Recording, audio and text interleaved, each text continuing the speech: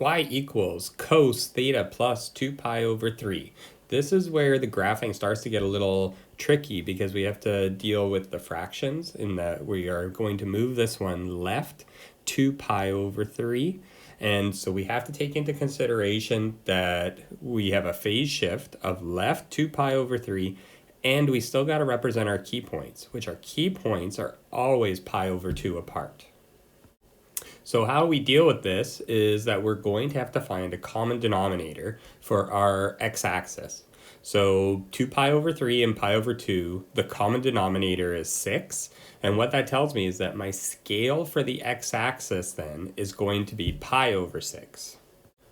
What this pi over 6 scale means is that every 6 blocks or 6 squares is where pi is going to be, and every 3 squares is where pi over 2 is. So I'm going to mark that. So I'm always going to go 1, 2, 3, put a little tick, 1, 2, 3, that's a pi. 1, 2, 3, tick, 1, 2, 3, 2 pi. 1, 2, 3, tick, 1, 2, 3, 3 pi, etc., to the right and to the left.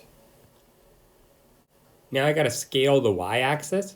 This one is really up to you. Because there's no amplitude or vertical displacement, you can decide whatever you want. Its amplitude is 1, so I just need to go up 1 and down 1 from the x-axis. Because there's no vertical displacement, it doesn't move up or down.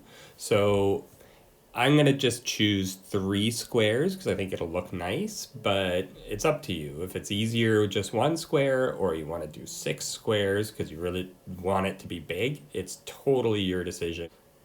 Do whatever scale is the easiest, or if you want it to look nice, whatever makes it look the nicest. Once you figure out your scale, dot in the amplitude above and below the x-axis.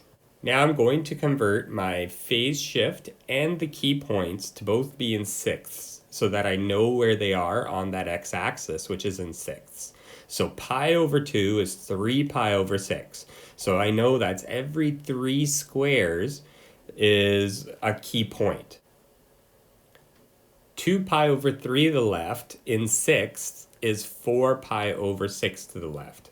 So that means I'm going to go 4 squares to the left of the y-axis, and I'm just going to dot that in. And that's my phase shift. That's where my pattern for cosine is going to start. So just dotting in, there is the vertical line 4 pi over 6 to the left. And now I can start going, okay, this is where cosine starts, and I know the cosine pattern is high, middle, low, middle, high. Well, it's every 3 squares. That's what the key points were. So I start high, and then it's 1, 2, 3, middle. 1, 2, 3, low. 1, 2, 3, middle. 1, 2, 3, high. 1, 2, 3, middle, etc., to the left and to the right. I just keep this pattern going as far as I can, really. There's no reason to stop, but it's up to you. Once you get 2 full cycles, you can always stop it, but I just like to fill it up. You can always have more, but you just got to make sure the minimum is 2 cycles. Now, sketch in your curve. Make sure nice round lines. We don't want any pyramids or triangles. I always make sure as well to put arrows on the ends of my lines because this does keep going, even if it's more than what we need.